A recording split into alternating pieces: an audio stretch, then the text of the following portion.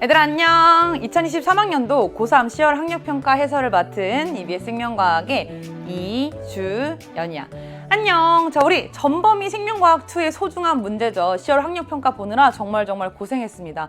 자, 지금 각각의 자기가 좀 어려웠던 문제의 해설이 궁금해서 이걸 바로 클릭한 친구들이 좀 많을 것 같은데 꼭 선생님이 총평해서 이번 시험이 어땠고 눈여겨볼 만한 문항이 무엇이 있었고 선생님이 항상 제공해주는 각각의 문항의 주제가 무엇이었는지 확인한 다음에 선생님과 해설을 좀 같이 봤으면 좋겠고 선생님이 항상 해설마다 강조하는 거 있죠. 한 문항 해설을 꼭 들으라는 거. 자신이 어려웠던 문항뿐만 아니라 나는 수월하게 풀었다라고 생각하겠지만 그 목적지에 뭐 약간 버스를 타고 가는 속도였다면 선생님이 해설하는 방법은 혹시 택시를 타고 가는 아니면 뭐 비행기를 타고 가는 좀 더 빠른 방법은 있지 않을까라는 궁금증을 가지고 선생님이랑 1번부터 20번 문항까지 해설을 전체적으로 꼼꼼하게 준비하고 확인하는 것이 여러분들 진짜 수능이라는 멋진 무대에서 실력을 제대로 발휘하기 위해서 필요한 태도입니다. 그래서 선생님이랑 하나하나 문항을 좀 꼼꼼하게 살펴봤으면 좋겠고 특히 이 30분 이내에 좀 급한 마음을 가지고 풀 때는 꼼꼼하게 확인하지 않았던 보기들이 있죠. 예를 들면 기억이 정확하게 틀렸어. 그래서 1, 3, 5번이 답이 아니면 2번과 4번에 있는 보기를 중에서 문제를 풀면서 속도를 좀 줄였던 부분. 그래서 내가 좀 확실하게 점검하지 않았던 보기가 있다면 선생님과 그 보기가 물어보고자 하는 바가 무엇인지 어떻게 점검해야 되는지도 같이 살펴보고 왔으면 좋겠습니다.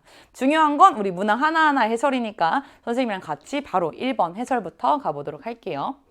자, 1번 우리 세포의 특성이라고 하는 1-1 2-1이라고 하는 단원에서도 항상 나오는 거죠. 근데 우리가 원래는 이런 이 그림과 함께 원핵세포와 진핵세포를 함께 보여주면서 비교하는 유형이 많이 나왔었는데 여기서는 기본적인 세포의 그림을 보고 각각의 세포 소기관이 무엇인지 답하고 그래서 이 특징이 무엇인지 물어보는 수준으로 좀 쉽게 나왔습니다.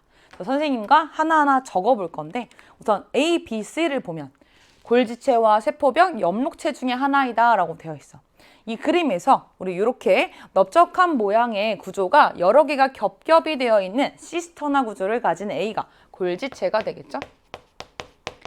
연계, 교재, 기출 볼 때마다 우리가 그림으로 많이 연습했던 거니까 자신 있게 썼을 것 같고 그 다음에 이렇게 내막과 외막 안에 하나의 더 막성 구조가 발달한 요 B가 엽록체가 될 거고요.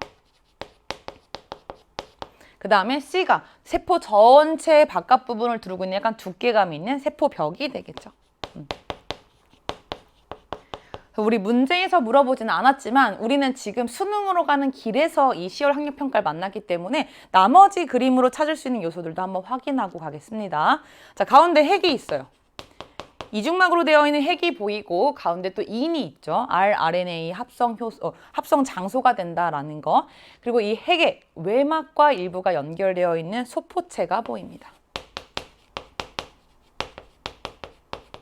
자, 소포체가 보이고 옆에 또 이중막으로 되어 있는 막성 소기관이 있는데 얘는 외막과 내막 중에서 내막이 안쪽으로 접혀 들어가 있는 크리스탈 구조가 발달되어 있지. 요 세포 소기관이 미토콘드리아다라고 말할 수 있고요. 자, 그리고 여기 그냥 단일막으로 되어 있는 이 세포라는 곳에 발달한 구조, 액포가 되겠죠. 내가 다른 것들을 물어봐도 충분히 답할 수 있는 상태인가라는 걸 확인해야 되고 자, A, B, C 찾았으니까 우리 보기 한번 확인해 보겠습니다. 자, 기억. A는 골지체이다. A는 골지체이다. 맞는 내용이죠. 자, 그리고 니은 B는 이중막을 갖는다. 이거는 선 하나가 막 하나인 것을 알고 있다면 충분히 답할 수 있는 내용이고요. 조금 헷갈렸던 친구들은 엽록체가 외막과 내막이 있는데 그 안에 틸라코이드 막이라고 하는 막 구조가 하나 더 있습니다. 그러나 우리 엽록체는 요 안에 있는 틸라코이드 막은 그 안쪽에 있는 막 구조고 바깥쪽에 있는 외막, 내막으로 이중막 구조다라고 배우기 때문에 얘는 니은 맞는 내용이구나 이렇게 답했어야 돼요. 자, 그 다음에 디귿, C는 동물 세포에도 있다. 자, C라고 하는 거 세포벽입니다. 특히 이 그림은 요 식물 세포를 표현했기 때문에 세포벽의 성분도 이제 우리가 말할 수 있겠지. 셀룰로스라고 하는 성분을 가지고 있어요. 자, 식물 세포의 특징, 셀룰로스 성분의 세포벽을 가지고 있다. 그런데 진핵 세포 중에서 동물 세포는 세포벽이 없다라고 배우죠. 그래서 디귿. 여기 보면 C는 동물 세포에도 있다라고 답했기 때문에 디귿은 틀린 내용이고요. 그래서 기억과 니은이 맞아서 답이 3번이 문제였습니다. 근데 실제 수능 가서는 여기다가 우리 대장균 그림까지 하나 같이 넣어서 비교하는 주제로 활용될 수도 있기 때문에 세포벽에 대해서 조금만 설명해보면 식물 세포는 셀룰로스 성분의 세포벽을 가지고 있지만 대장균에 해당하는 원핵 세포는 또 펩티도글리칸 성분의 세포벽을 갖는다라는 거, 그거까지 같이 기억하고 갈게요. 자, 그 다음 2번 생명과학의 역사. 우리 역사는 선생님이랑 워낙 자신 있게 다 기억하고 있을 거기 때문에 풀었을 것 같은데, 자, 가와 나가 두 과학자의 연구 성과를 적었다라고 되어 있습니다. 그리고 보면 기억은 푸른 곰팡이에서 페니실린을 발견하였다 이렇게 되어 있어. 선생님이랑 푸푸푸 미생물과 감염병의 역사에서 레이우엔훅부터 제너, 파스테르, 코흐 그리고 이 플레밍까지 나오는 역사를 배웠는데, 그 중에 플레밍이 푸른 곰팡이에서 페니실린을 발견했다라고 설명했었어요. 그리고 미생물과 감염병의 역사에서 레이, 제바, 코프러 이렇게 앞글자 따고 외울 때 1600년대, 1700년대, 1800년대 맨 마지막 플레밍의 역사가 연구 성과가 1900년대 연구다라고 설명했었습니다. 그래서 우리가 파이널 체크 포인트 포함해서 이렇게 이 과학자를 보고 몇 년대 연구인지 말할 수 있어야 된다라고 설명했었는데, 플레밍 보자마자 1900년대라고 우선 적어놨어야 되고요. 그다음에 아래 니은을 보면, 내용을 보면 니은은 자신이 만든 현미경으로 세균을 관찰하였다라고 되어 있는데, 요거 우리 미생물을 관찰한 레이우엔훅의 연구죠. 레이우엔훅은 자신이 만든 현미경으로 미생물을 관찰하는데 요게 1600년대 연구예요. 우리 수많은 역사를 배웠는데 요번에 10월 학력평가도 요 플레밍과 레이우엔훅, 미생물과 감염병의 역사라고 하는 하나의 주제로 냈기 때문에 여러분들 좀 자신 있게 풀지 않았을까 싶습니다. 근데 여기서 우리 3명의 과학자가 같이 문제로 충분히 많이 나오는 과학자이기 때문에요. 같이 한번 기억하고 가볼게요. 자, 미생물과 감염병의 역사에서 1600년대에 레이우엔훅의 역사가 있어요. 그리고 1700년대에 제너라고 하는 과학자의 이 연구가 있고요. 그 다음 1800년대 파스테르와 코흐라고 하는 과학자의 세균 관련된 연구가 있습니다. 그리고 1900년대 플레밍의 페니실린 연구가 있다. 이렇게 좀 이 흐름까지 기억해두고 요 가나를 비교하는 이 보기 문항에 뭐가 있었는지 한번 확인해 볼게요. 자, 기억은 레이우엔훅이다. 기억은 플레밍이죠. 기억 틀린 보기. 자, 그다음 니은. B의 증식을 억제하는데 A가 사용된다. 자, 푸른 곰팡이로부터 페니실린을 발견했습니다. 이 플레밍이 발견한 페니실린이 바로 항생제예요. 항생제는 이 세균을 억제하는 역할을 하죠. 그래서 니은 맞는 내용입니다. 자, 그리고 디귿.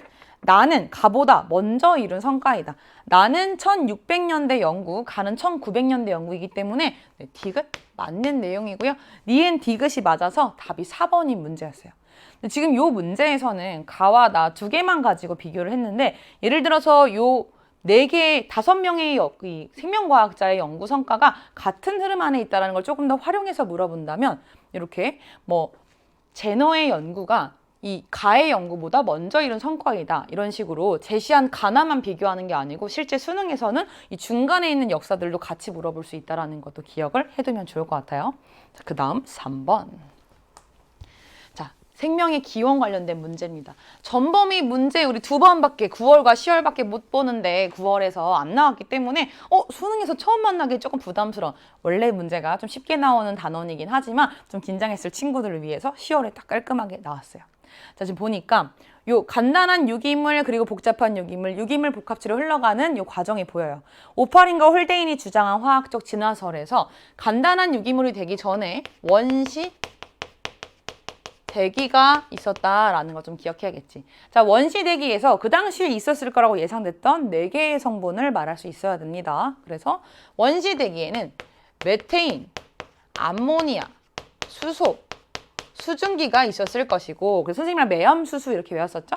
자, 매암수수 원시 대기로부터 간단한 유기물이 만들어졌는데 그게 아미노산. 아니면 뭐 뉴클레오타이드 이런 우리가 기본적으로 기본 단위다라고 알고 있는 것들이 간단한 유기물에 해당했고 그다음에 폭스의 연구를 통해서 밝혀진 아미노산이 연결된 아미노산 중합체 또는 폴리펩타이드 이런 것들. 간단한 유기물이 기본 단위가 돼서 여러 개가 연결되어 있는 복잡한 유기물이 만들어졌을 것이고 그 이후에 이 유기물 복합체라고 하는 원시세포의 기원이 되었을 것 같다고 생각하는 막의 구조로 발달하는 것들이 대표적으로 3가지가 있었어요. 중요한 내용이니까 좀 적어보면 코아세르베이트 그리고 마이크로스피어 그리고 나중에 밝혀진 세포막과 같은 인지질 이중층으로 되어 있는 인공 구조물 리포솜까지 얘네 셋 다 봤더니 어쨌든 이 복잡한 유기물로 이루어진 유기물 복합체고 막 구조를 이루기 때문에 원시세포의 기원이 되지 않을까라는 연구가 되었다라는 거 배웠고요. 이 각각 특히 코아세르베이트랑 마이크로스피어에 대한 과학자 이름도 같이 기억했었죠. 코아세르베이트는 오파린 그리고 마이크로스피어는 폭스의 연구. 폭스가 발견한 단백질로 이루어진 어떤 막성 구조물을 마이크로스피어라고 이름을 붙였습니다. 자, 그리고 오른쪽 표를 봤더니 이렇게 되어 있네요. 오파린의 주장이라고 되어 있고요. 문제에서 보니까 A가 마이크로스피어와 코아세르베이트 중에 하나이다 라고 되어 있어요. 선생님 방금 적은 거죠? A는 오파린의 주장에 해당하기 때문에 코아세르베이트다 라고 생각할 수 있어. 얘가 A가 된다라는 거. 자, 이런 내용이 있다는 걸 기억하고요. 보기 한번 볼게요. 기억. 아미노산은 기억의 예이다. 아미노산은 기억이 아니고 간단한 유기물의 예시입니다. 틀린 내용. 자, 그리고 니은 A는 코아세르베이트이다. 네, A는 코아세르베이트이다. 맞는 내용이고요. 그다음 디귿 A의 막을 통해 물질이 이동한다.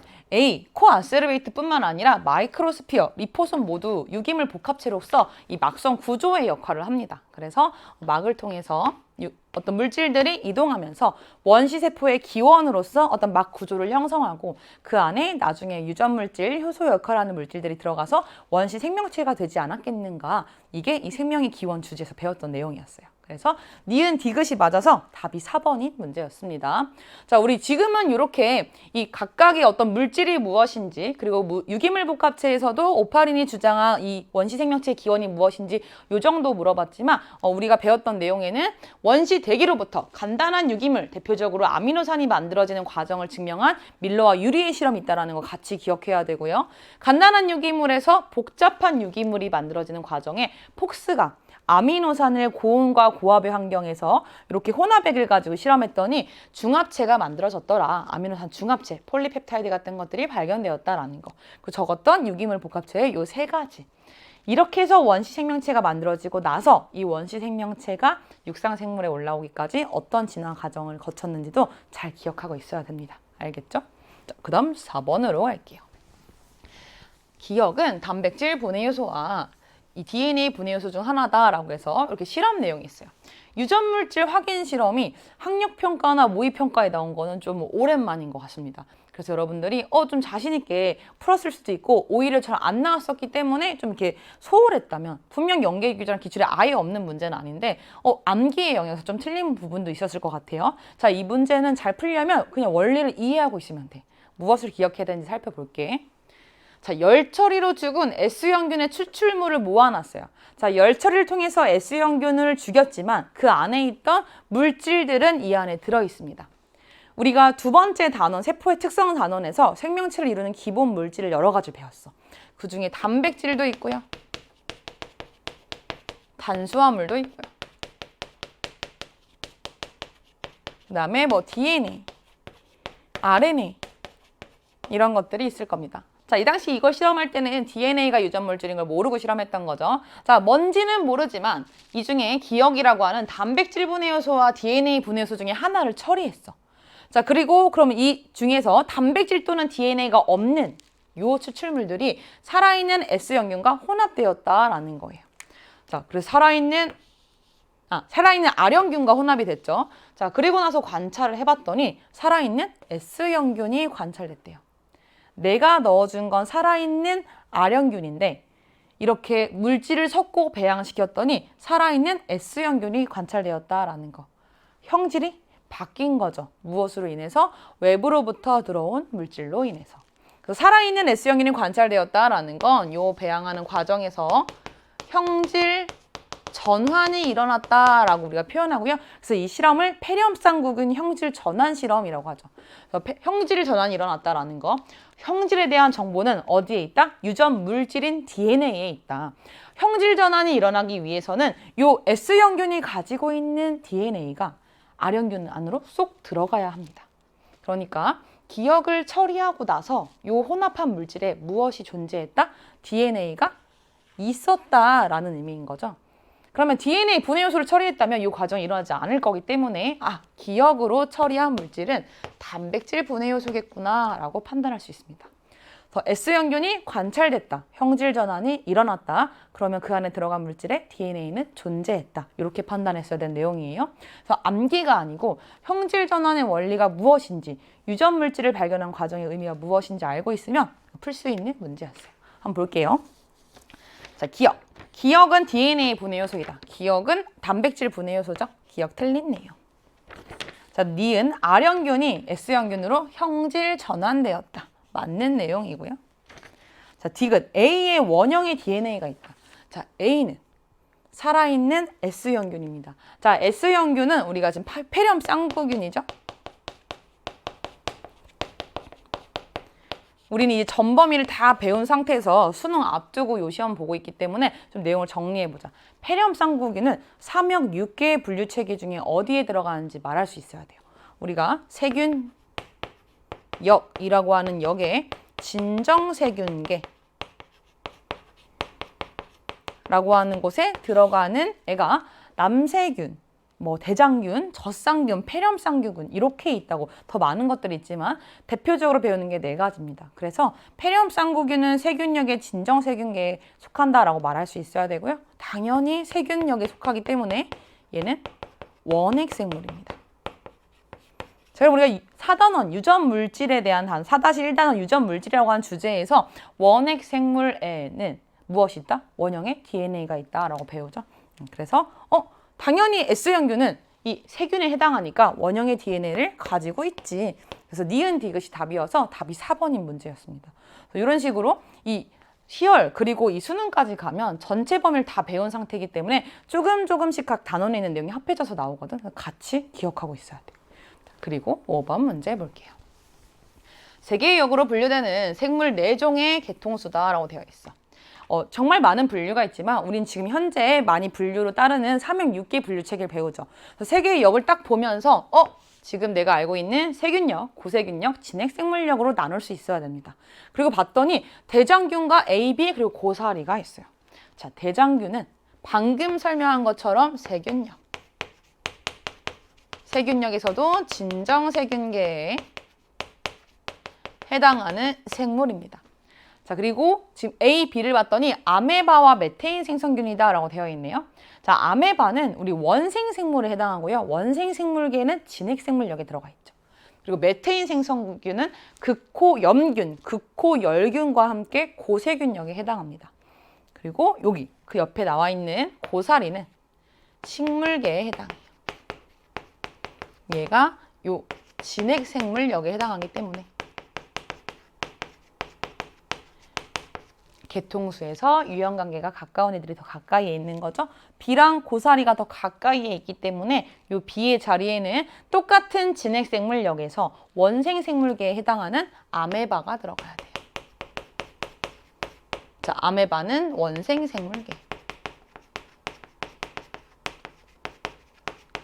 그래서 진핵생물역은 이렇게 묶이게 될 거고요. 그 다음에 세균역은 이렇게 하나 따로 묶이는 거고, 그럼 나머지 A가 뭐가 되냐? 메테인 생성균이 되고, 메테인 생성균은 나머지 고세균역에 해당하는 고세균계다.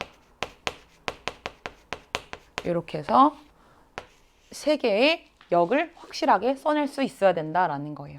자, 우리 전범위에서 동식물의 분류라고 하는 단원이 들어가는데 그중에 동물의 분류가 선택되면요. 이렇게 이 366개 분류 체계나 아니면 그 앞에서 유기적 구성 파트라던가 아니면 식물의 구조, 이 세포의 소기관 관련된 내용이 식물을 활용하고요. 이 식물의 분류가 나오면 그 내용들이 동물로 바뀌는 경향이 있습니다. 그리고 봤더니 우리 뒤에 문제에서 동물의 분류가 나온 거 알고 있지. 그래서 306개에서는 고사리라고 하는 식물계의 내용을 넣어놨어요. 그래서 식물계 내용도 잠깐 기억해보면 식물계에서는 크게 이 처음으로 비관다발 식물, 그리고 비종자 관다발 식물, 그 다음 종자 식물 중에서는 거시 식물, 그리고 속시 식물 이렇게 4개로 나눌 수 있어야 되고 비종자 관다발 식물 중에서 석송식물문과 양치식물문이 있는데 양치식물문 안에 고사리가 들어간다라는 것까지 갈 수 있어야 돼요. 양치식물문 그 선생님이랑 지금까지 고세고 양치하러 갔네. 이렇게 해서 고사리, 새뜨기, 고비 이렇게 3가지 기억했었지. 여기 지나가듯 나온 고사리지만 그 내용까지 기억하고 가볼게요. 자, 보기 한번 보자. 기억. B는 메테인 생성균이다. 네, B는 아메바네요. 틀리네요. 자, 니은. 대장균과 A는 같은 역에 속한다. 대장균은 세균역이고 A인 메테인 생성균은 고세균역이죠. 서로 다른 역에 속합니다. 니은 틀리고 디귿 막성세포 소기관이 있다는 이 기역에 해당한다. 지금 기역을 봤더니 B에 해당하는 아메바랑 고사를 묶었어요. 얘네들의 공통점이 뭐냐? 대장균과 A인 메테인 생성균은 원핵 생물에 해당하고요. 얘네들은 진핵 생물에 해당합니다. 그래서 특징 기역이 될 수 있는 건 진핵 생물이 가지고 있는 특징인 선형의 DNA를 갖는다. 뭐 핵막을 갖는다. 그리고 지금 우리 문제에 나온 막성세포 소기관을 갖는다. 이런 게 들어갈 수 있겠죠? 그래서 디귿. 당연히 맞는 말이기 때문에 답은 2번이 됩니다. 이렇게. 306개를 그냥 문제로 풀 뿐만 아니라 내가 이걸 만나면 어떻게 더 자신 있게 풀 수 있는가 요걸 같이 고민해야 돼요. 자, 그리고 6번. 자, 명반응 문제가 나왔습니다. A가 관계 1과 관계 2 중에 하나다라고 되어 있는데 그림을 봤더니 전자가 순환하고 있어요. A로부터 전자가 방출돼서 전자 수용체에 갔는데 NADP 플러스를 만나서 NADPH가 되는 게 아니고 얘가 다시 이렇게 순환하고 있다라는 거야. 그래서 가는 순환적 전자 흐름이구나 판단할 수 있고 순환적 전자 흐름에 관여하는 관계는 관계 1이다. 그래서 A는 관계 1이고 관계 1의 반응 중심 색소는 P700이라고 하는 700나노미터의 빛을 잘 흡수하는 엽록소 A다라는 것도 기억해야 합니다. 자, 그리고 오른쪽을 봤더니 X랑 Y라고 하는 광합성 색소의 흡수 스펙트럼을 나타내고 있어요. 우리 요거는 선생님이랑 이렇게 외웠죠? 요렇게 튀어나온 걸 보고 얘가 A 그리고 길다란 게 B 이렇게 기억했던 거. 그래서 가장 높은 이 피크를 가지고 있는 X가 엽록소 B가 되고요. 그 사이드에 있는 애가 A가 됩니다. 그래서 A, B를 흡수 스펙트럼을 보고 구분할 수 있어야 되는데 구분하는 방법이 2가지였어요. 첫 번째, 선생님이 지금 말한 것처럼 이 피크 지점을 보고 A랑 B를 기억하는 거. 두 번째는 이 각각의 그래프의 피크 지점이 바깥쪽에 있는 그래프가 A, 안쪽에 있는 그래프가 B다라고 설명했습니다. 그래서 A는 이렇게 멀리 있고요. 그다음 B는 좀 안쪽에서 피크가 보인다라는 걸 기억하면 좋을 것 같아요. 자, 그래서 A랑 B도 찾아놨고 보기 한번 보겠습니다. 자, 기억. 지금 가의 A에서 O2가 생성된다. 자, 가의 A는 관계 1이에요. 자, 근데 우리 O2가 생성되는 건 요 옆에 있는 관계 2에서 물의 광분해로 생성되는 거지. 그래서 요 기억은 틀렸다라고 판단할 수 있습니다. 자, 관계 1은 전자 흐름에서도 순환적 전자 흐름과 비순환적 전자 흐름 모두에 관여하긴 하지만 이 비순환적 전자 흐름에서 관계 1이 아니고 관계 2에서 물의 광분해로 산소가 생성된다라는 거 말할 수 있어야 돼요. 자, 그 다음에 니은 A의 반응 중심 색소는 X이다. 자, 우리 A의 반응 중심 색소 이 P700은 엽록소 A에 해당하지. 그래서 우리 엽록소 A가 Y라고 찾아놨네요. 그래서 X이다. 틀린 내용이 되고요. 자, 디귿. 틸라코이드 내부의 pH는 파장이 650나노미터인 빛에서가 550나노인 빛에서보다 낮다 이렇게 되어 있는데 자, 틸라코이드 내부는 이 빛의 흡수가 활발하면 활발할수록 이 수소이온이 많이 들어가기 때문에 이 pH가 낮아집니다. 근데 지금 550이 여기고 650이 여기야. 그러면 상대적으로 흡수율이 높은 650에서 훨씬 빛이 많이 흡수되니까 틸라코이드 내부로 들어가는 수소이온이 많아지고요. 그래서 pH가 더 낮아지겠지. 그래서 우리 pH는 550에서가 650에서보다 더 큰 값을 가져요. 반대로 수소이온의 농도는 틸라코이드 내부에서 수소이온의 농도는 650나노미터에서가 더 큰 거다. 이렇게 해서 우리 보기 D급 보면 틸라코이드 내부의 pH는 파장 650나노미터인 빛에서가 550보다 낮다라고 되어 있으니까 맞는 내용이 됩니다. 그래서 6번은 답이 2번인 문제였어요. 명반응에서 간단한 내용이 나오는데 이렇게 이 요즘 비순환적 전자흐름과 순환적 전자를 모두 보여주는 그림이 나오기도 하지만 둘 중에 하나만 분리해서 관계를 물어보기도 하니까 요 물의 광분해가 관계 최에서만 일어난다라는 거 좀 잘 기억하고 갈게요. 7번. 세포막을 통한 물질 출입 문제에서 우리 단순확산, 촉진확산, 그리고 능동수송을 비교하는 문제 유형이 하나 있고 삼투 문제가 있는데 여기서 삼투 문제가 나왔습니다. 문제에서 식물세포 X를 고장액에 넣었다가 저장액으로 옮겼다라고 했어요. 저장액으로 옮기게 되면 바깥쪽에 있는 물이 점점 세포 안으로 들어가면서 세포의 부피가 점점 커지게 됩니다. 자, 그와 동시에 물이 들어오면서 이 바깥쪽에 있는 물과 그다음에 안쪽에 있는 세포 내의 농도차가 줄어드니까 삼투압이 점점 감소하게 되죠. 그래서 A가 삼투압이 돼요. 자, 그런데 처음에는 고장액이 들어가 있었기 때문에 이 세포가 원형질 분리 상태였어. 식물세포이기 때문에 세포벽이 있는데 세포벽으로부터 물이 빠져나가서 이렇게 좀 살짝 떨어진 상태였던 거죠. 그 상태에서 지금 물이 안으로 들어오면서 이 세포막에 점점 이렇게 넓어지면서 세포가 부피가 커지면서 이 세포막과 세포벽이 닿습니다. 자, 근데 여기서 끝나는 게 아니지. 고장액이 들어있던 걸 아예 저장액에 넣어버렸기 때문에 이렇게 닿은 상태에서 더 물이 들어오기 시작해요. 자, 그러면 더 팽창하면서 벽을 밀어낸다라는 거야. 그래서 세포의 부피가 1.0 EU가 되는 지점부터 등장하는 압력은 이 세포막이, 세포 내액이 이 세포벽을 밀어내면서 생기는 압력이죠. 팽압이 되죠. 팽압은 부피가 커지면 커질수록 점점 커지는 형태를 가지고 있고 이 세포의 부피는 삼투압과 팽압이 동일해지는 지점까지만 이렇게 커진다라고 우리가 알고 있지. 그래서 1.0인 부분을 지난 이 뒷부분은 우리가 점점 세포가 팽창해서 세포벽을 밀어내는 식으로 팽창된 상태다라고 해서 팽윤 상태라고 부르고요. 요렇게 마지막 삼투압과 팽압이 동일한 지점을 최대 팽윤 상태다라고 불러. 그럼 이 상태에서 우리가 물이 들어오는 방향으로 흡수력이라는 표현을 사용하는데 처음에는 삼투압만 있었기 때문에 삼투압의 크기만큼 물이 바깥쪽에서 안쪽으로 계속 들어오고 있었어. 그러다가 팽압이 생기면서 삼투압과 팽압의 차만큼만 이 물이 들어오게 되죠. 그래서 그 값을 우리가 흡수력이라고 하는데 이 그래프에서 그 값을 적어보면 삼투압에서 팽압을 뺀 값이 흡수력인데 여기는 팽압이 없으니까 삼투압과 동일한 값을 가지게 됩니다. 근데 팽압이 점점 커지는 값에 따라서 삼투압과 팽압이 같은 0인 지점까지 이렇게 감소하는 형태를 갖는다라는 거. 까지도 잘 기억하고 문제를 풀어볼 수 있겠죠. 자, 볼게요. 기억. B는 팽압이다. B는 팽압이다. 맞는 내용이고요. 다음 니은 V1일 때 X는 팽윤 상태이다. V1일 때 X는 세포벽과 세포막이 떨어진 원형질 분리 상태입니다. 그래서 니은 틀리고.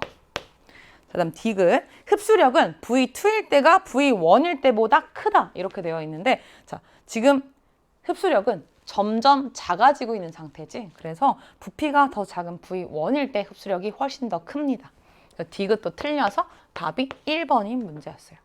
삼투 문제가 나오면 기본적으로 식물세포의 이동에 따른 요 삼투와 팽압, 그리고 선생님이 직접 그렸지만 이 흡수력에 있는 그래프 형태를 비교하고 찾는 문제가 많이 나오니까 같이 기억하고 갈게요. 자, 그 다음 8번. 우리가 항상 간단하게 풀 수 있는 선물 같은 문제 중에 하나지. 세포의 유기적 구성인데 자, 여기서는 우리 사람에 대한 내용이 나왔습니다. 그래서 사람, 우리 동물이기 때문에 동물 세포의 이 구성 단계를 좀 기억해보면 우선 여긴 개체 단계겠죠. 첫 번째는 근육 세포라고 적혀 있으니까 세포구나 라고 할 수 있어요. 자, 비슷한 이 세포들이 모인 우리 모임을 조직이라고 부릅니다.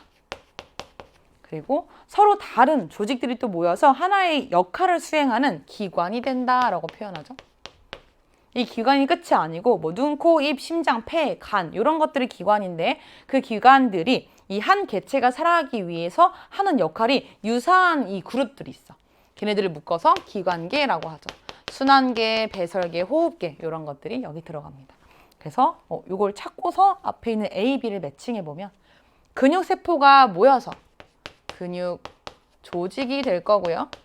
근육 조직을 포함해서 결합 조직, 신경 조직 이런 것들이 모여서 기관이라고 하는 이 기관에 해당하는 심장을 만들고 심장 그리고 뭐 동맥, 정맥, 모세혈관 이런 것들을 다 포함해서 기관계에 해당하는 순환계가 되겠지? 그래서 동물의 마지막 개체 단계까지 이룬다라는 거. 자, 그리고 항상 동물이 나오면 식물과 비교할 수 있어야 됩니다. 여기서 주로 나오는 게 요 어떤 구성 단계는 뭐 식물에도 있다 이런 걸 비교하면서 물어보기 때문에 동물과 식물을 비교하게 되면 조금 다른 그 순서가 있죠. 세포. 똑같이 조직. 그런데 바로 기관계로 가는 게 아니고 식물은 조직계라고 하는 단위가 추가됩니다. 그리고 기관이 모여서 그 다음 요 식물이라고 하는 개체 단계까지 간다라는 거예요. 그래서 동물과 식물을 비교할 때 차이점은 식물의 조직계, 동물의 기관계라는 거. 이걸 기억하고 보기 봤으면 쉽게 풀었을 것 같아요. 볼게요. 자, 기억. 기억과 사람의 위는 같은 구성 단계에 해당한다. 위, 심장, 폐, 간 이런 거 다 기관이라고 하는 구성 단계에 해당합니다. 자, 니은. A는 순환계이다. A는 근육 조직, B는 순환계다라고 찾아놨죠? 니은 틀린. 자, 다음 디귿. B의 생물 구성 단계에는 식물에도 있다. B의 생물 구성 단계는 기관계이기 때문에 식물에는 없죠? 그 디귿 틀려서 답이 1번이 문제였어요. 항상 나오는 유기적 구성 문제니까 여러분들 수능 때도 꼭 나오는 주제다라고 생각하고 준비해야 돼요. 자, 그리고 우리가 DNA 복제 문제 어떻게 나올까 이거 많이 궁금해 하는데 이 9월 모의평가에서도 여러분들이 충분히 풀 수 있는 난도와 복잡도가 조금 낮아진 문제가 나왔는데 10월 학평에서도 그런 특징이 보입니다. 자, 이중가닥 DNA W를 구성하는 단일 가닥 두 개를 모두 보여줬어요. 우리가 알지? 보통 요거 뭐 보여줬어? 둘 중에 한 가닥만 보여줬었는데 모두 보여줬다는 거 굉장히 중요한 거고. 자, 그 다음에 얘를 주형으로 선도가닥 가와 지형가닥 나랑 타가 만들어졌어요. 선도가닥은 이 전체 30개의 염기를 다 가지고 있고 이 지연가닥을 이루는 나와 다는 정중앙을 자르는 15개, 15개로 되어 있다라고 적혀 있습니다. 가나다의 프라이머가 XYZ인데 걔네들은 모두 4개의 염기로 구성되어 있다라는 힌트가 들어가 있고 마지막 문장에 봤더니 퓨린 계열 염기의 개수가 XYZ가 서로 다르다라고 이렇게 되어 있네요. 자, 그럼 찾아볼 건데 원을 주형 가닥으로 DNA가 복제가 될 경우에는 이 투 쪽에서 이 오말단부터 프라이머가 붙어서 뒤로 쫙 이렇게 만들어지겠죠. 그래서 뭐가 중요해? 이 부분에서 원이 주형 가닥으로 만들어진 가닥의 경우에는 이 오말단 쪽에 4개의 염기가 무엇을 이룬다? 프라이머를 이룬다라는 거야. 얘가 XYZ 중에 뭔지는 아직 모르는데 그래도 프라이머를 이룬다. 물론 그때는 이 RNA 프라이머가 붙기 때문에 T 대신 U가 들어가겠죠? 그래서 이 프라이머가 있다는 걸 하나 기억해두고 그 다음 반대로 2라고 하는 가닥을 가지고 주형 가닥으로 DNA가 복제가 될 때는 이 원 부분처럼 오말단 쪽에 4개 프라이머가 붙고 뒤로 쫙 주형 가닥이 될 거야. 이 가닥이 만들어질 것이다 라는 거예요. 자, 그 다음 중요한 거. 하나는 선도 가닥이기 때문에 프라이머 뒤쪽이 모든 DNA로 딱 이루어져 있지만 2가지는 지형 가닥이기 때문에 이 반이 잘려 있습니다.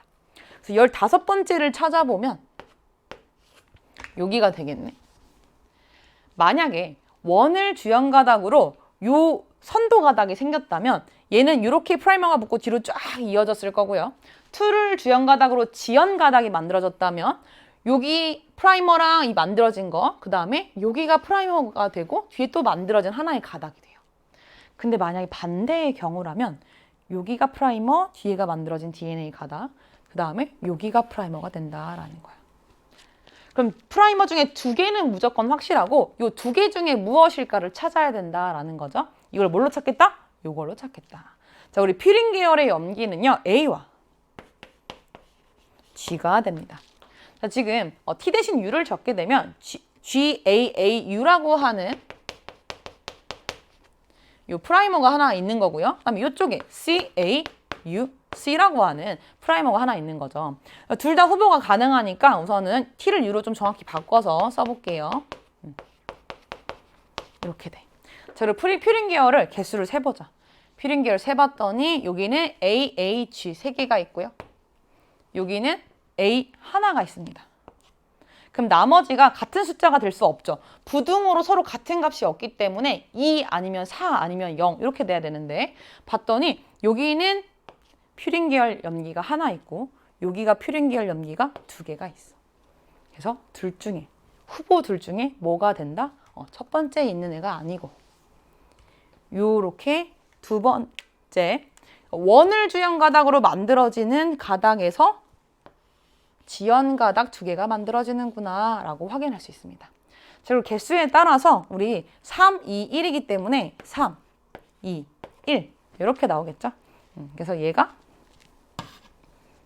X라고 하는 프라이머가 될 거고요. 뒤로 쫙 길게 이어진 선도 가닥이 만들어집니다. 그 다음에 여기가 Y. Y가 돼서 뒤로 만들어지는 가닥은 문제에서 나라고 알려줬기 때문에 얘가 가. 얘가 나. 그 다음에 여기가 Z가 돼서 여기가 다가 되겠구나 라고 알 수 있겠죠. 이렇게 찾는 거예요. 뭔가 막 염기의 개수 가지고 A 플러스 T분의 G가 뭐다 이런 거 없이 깔끔하게 이 프라이머 안에 있는 퓨린 계열의 개수만 가지고 비교하는 문제이기 때문에 여러분의 복잡도가 진짜 낮아졌다는 걸 좀 알고 가야 합니다. 자, 그 다음에 중요한 거. 우리 지연 가닥에서는 항상 먼저 합성된 가닥이 무엇인지 물어봅니다. 그때는 이 가닥 중에 산말단 쪽에 있는 가닥이 먼저 합성되었다라고 말할 수 있어야 돼요. 그래서 지금 나가 산말단 쪽에 있지. 그래서 Y가 붙고 나가 합성된 다음에 Z가 붙고 다가 합성되었다라는 거를 알고 있어야 알고서 딱 보기를 본 순간 역시 물어보는구나 라고 확신했을 것 같아요. 자, 한번 볼게요. 기억. 원은 지연 가닥의 주형 가닥이다. 이 표현 좀 헷갈리면 안 되는데 지연 가닥은 지금 2랑 같은 서열을 T가 U로 바뀐 프라이머 빼고는 같은 서열을 가지고 있어요. 그럼 지연 가닥의 주형 가닥은 그것의 상보적인 이 원이라고 하는 가닥이 되겠죠. 그래서 기억. 원은 지연 가닥의 주형 가닥이다. 맞는 표현이 됩니다. 맞는 내용이고요. 니은, 나는 다보다 먼저 합성되었다. 꼭 물어보는 내용. 당연히 맞는 내용. 자, 다음 디귿. 프라이머와 주형 가닥 사이의 염기간 수소결합의 총개수가 X가 Z보다 많다. 이렇게 되어 있는데 자, 우선 그대로 그냥 더해봐도 되지. G랑 C가 3개의 수소결합을 만들고요. A랑 T 또는 A랑 U가 2개의 수소결합을 만듭니다. 그래서 뭐 X 같은 경우는 3 곱하기 1 더하기 2 곱하기 3 이렇게 개수를 정확히 계산해도 괜찮지만 우리가 뭘 알고 있어? 염기의 개수가 같을 때는 GC의 개수가 많은 서열이 수소 결합의 수도 많다라는 걸 알고 있어요. 그래서 사실 구체적인 값을 구할 필요 없이 GC의 개수를 비교하기만 했어도 됩니다. 그래서 보면 X는 지금 G가 하나 있고요. X랑 Z를 비교했는데 Z는 2개가 있죠. 그래서 Z가 더 많아요. 그 디귿은 틀린 내용이 돼서 기억 니은만 맞는 답이 3번인 문제였습니다. 우리가 DNA 복제가 좀 어렵게 나올까 긴장 많이 하는 문제 유형이었는데 정말 간단하게 나왔다라는 거. 그래서 요거는 좀 자신 있게 풀었어야 돼요. 그 다음 자 10번 문제. 우리 세포호흡에서 TCA 회로랑 산화적 인산화에 대한 2개의 문제가 나왔다라는 거 기억을 해보고 볼게요. 자, A, B, C, D가 우리 TCA 회로 안에 있는 물질들이다 라고 되어 있고요. 기억 니은 디귿이 CO2, FADH2, NADH다 라고 되어 있어. 자, 그리고 요 표를 딱 보자마자 자신 있게 볼 수 있는 포인트가 하나 있습니다. 여기지. TCA 회로에서 이 각각의 물질로 서로 전환되는 과정에서 옥살아세트산이 시트르산이 될 때는 아세틸코이가 들어갈 뿐 CO2가 만들어지거나 FADH2가 만들어지거나 NADH가 만들어지는 과정이 없습니다. 나머지 단계는 최소한 1개 이상씩 무언가 만들어지고 있죠. 그래서 3가 옥살아세트산에서 시트르산이 되는 과정이구나 라는 걸 이 숫자로 바로 찾을 수 있는 거예요. 여기서 먼저 접근하지 않았다라면 내가 수능 가기 전에 이렇게 좀 빨리 접근하는 걸 확실히 알고 있어야겠구나 라는 거 하나 생각해야 되고 혹시 2번 문제 풀 때 TCA 회로가 좀 잘 기억이 안 나 라고 해서 오른쪽에 어떤 빈 공간에다가 적은 다음에 비교하면서 풀었다면 우선 너무 잘한 거야. 잘 기억한 걸 확인하면서 푸는 거 맞는데 수능까지 가면 어쨌든 문제 푸는데 시간도 되게 중요한 부분이니까 이제는 한번 쓰는 시간을 좀 아끼고 바로 판단해서 이 그림에 넣는 연습도 해야 된다는 걸 기억해야 돼요.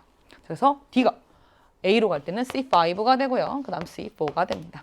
이 과정에서 만들어지는 물질 좀 적어보면 시트르산에서 C5, 5탄소 화합물이 될 때 CO2 만들어지고 NADH가 만들어집니다. 여기서 이렇게 보면 지금 이 4라고 하는 과정에서 NADH랑 CO2가 한 분자씩 만들어지기 때문에 여기 더해서 2. 그 기역과 니은을 더했을 때 2가 되고요. 디귿을 각각 더했을 때는 1이 되기 때문에 지금 디귿은 0이고 기역과 니은은 1인 거구나. 이렇게 판단할 수 있고요. 요 4라고 하는 과정에서 만들어지지 않는 디귿이 FADH2구나. 우선 이렇게 하나는 찾을 수 있습니다. 자, 그 다음에 C5에서 C4가 될 때도 똑같이 CO2 빠져나오고 NADH 만들어지고 그 다음 여기는 또 인산화 과정을 통해서 ATP가 만들어져요. 그 다음 이 C4 사탄소 화합물에서 옥살아세트산이 될 때 NADH가 만들어지는데 이 FADH2가 이 B라고 하는 사탄소 화합물이 어떤 물질이냐에 따라서 과정 1에서 만들어질 수도 있고 과정 2에서 만들어질 수도 있다는 걸 기억해야 합니다. 자, 그리고 나서 딱 봤더니 2라고 하는 과정, 사탄소 화합물에서 옥살아세트산이 되는 이 과정에 이렇게 니은과 디귿을 합쳐서 두 분자가 만들어진다라고 적혀 있어요. NADH가 한 분자 만들어지기 때문에 여기서 FADH2가 만들어지게 지금 되어 있는 거구나 라는 걸 확인할 수 있죠. 그래서 찾은 숫자를 좀 적어보면 여기도 1이 될 거고 기역, CO2는 만들어지지 않는 니은과 디귿이 하나씩 만들어져서 지금 1 더하기 1을 만들어야 되기 때문에 과정 2에서 만들어지지 않는 기역이 CO2가 되고요. 그래서 여기 숫자의 조합이 0 더하기 1이 될 거고 똑같이 이 B도 0 더하기 1이 돼서 숫자 B는 그냥 이 1이 되겠다라는 걸 확인할 수 있어요. 그래서 기역이 CO2니까 나머지 니은이 NADH가 되겠죠. 나머지 아직 찾지 않은 니은 더하기 디귿 1에서 찾아보면 1이라고 하는 과정에서는 NADH 한 분자만 만들어지니까 여기가 1이 됩니다. 찾는 과정은 요거 하나만 찾으면 내가 암기한 걸 그냥 적고 확인하는 문제였다라는 거예요. 자, 보면 기역. 니은은 NADH이다. 니은은 NADH. 맞는 내용이고요. 그다음에 니은. 4에서 ATP가 생성된다. 자, ATP가 생성되는 과정이 있긴 한데 그것은 4가 아니고 1이죠. 그래서 니은 틀린 내용이에요. 자, 디귿. 스몰 a와 스몰 b는 각각 1이다. 네, 각각 1이라고 찾아놨네요. 디귿 맞는 내용이어서 기역 디귿이 맞아서 답이 3번인 문제였습니다. 그래서 이 정도는 내가 정확히 TCA 회로를 암기했다면 풀 수 있는 문제의 유형이었기 때문에 이것을 알고 있는데 매칭하다 실수했다? 이젠 그 실수도 실력이 될 수 있어요. 그래서 그런 실수 안 하고 넘어가는 거에 집중해 볼게요. 자, 동물의 분류가 나왔습니다. 동물의 분류 열심히 기억한 친구들. 자, 보면 거미, 달팽이, 지렁이야. 보자마자 어떤 분류인지 이제는 술술술 나와야 돼. 우리가 7월 학력평가 그리고 이 9월까지는 이 동물의 분류라고 하는 온전한 암기가 좀 필요한 파트를 잘 기억하지 않는 경우가 있어요. 근데 이젠 진짜 최선을 다해서 암기한 상태로 이걸 임했어야 되기 때문에 암기하지 않고 봤다면 지금부터는 좀 긴장을 하고 가야 합니다. 자, 거미 보자마자 절지동물이네 말할 수 있어야 되고요. 달팽이 보자마자 연체동물. 지렁이는 관형동물이다라는 거. 자, 이렇게 보고 요 글자에 자료에 있는 내용을 보기 전에 얘네들만 가지고 내가 아는 걸 다 꺼낼 수 있어야 돼. 자, 절지동물, 연체동물, 환영동물은 모두 선구동물에 해당합니다. 한번 적어볼게요. 자, 선구동물은 삼배업성 동물 중에서 원구가 입이 되는 동물이죠. 그런 특징은 보기나 이 자료에서 충분히 다뤄질 수 있기 때문에 특징들을 문장으로 잘 서술할 수 있는가 확인해야 되고, 자, 선구동물이 우리 DNA 염기서열 분석 결과에 따라서 두 개로 나눠집니다.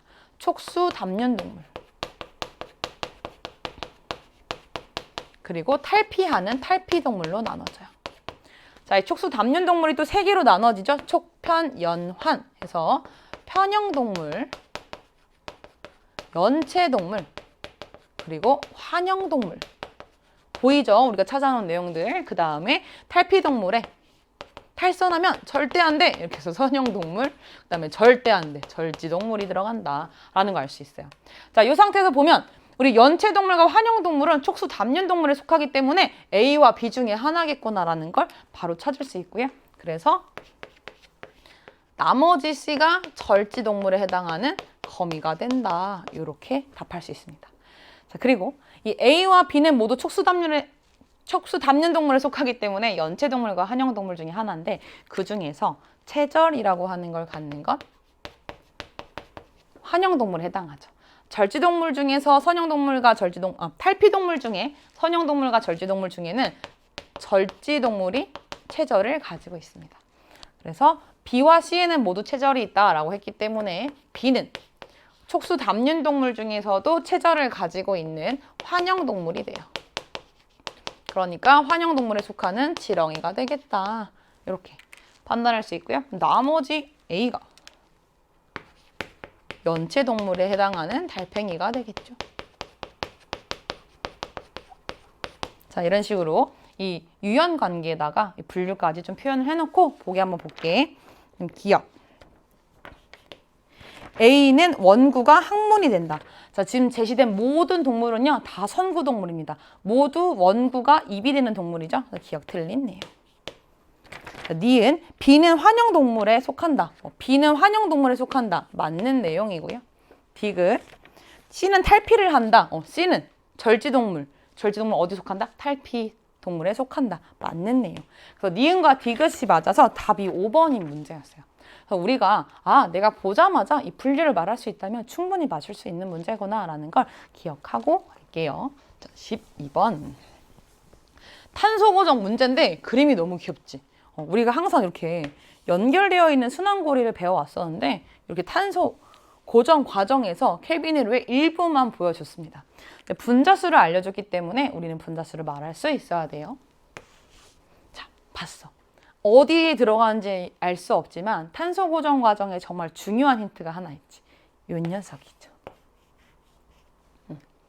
5라고 하는 숫자 또는 10이라고 하는 숫자는 3PG, PGAL, RUBP 중에서 PGAL만 가지는 특징입니다. 왜?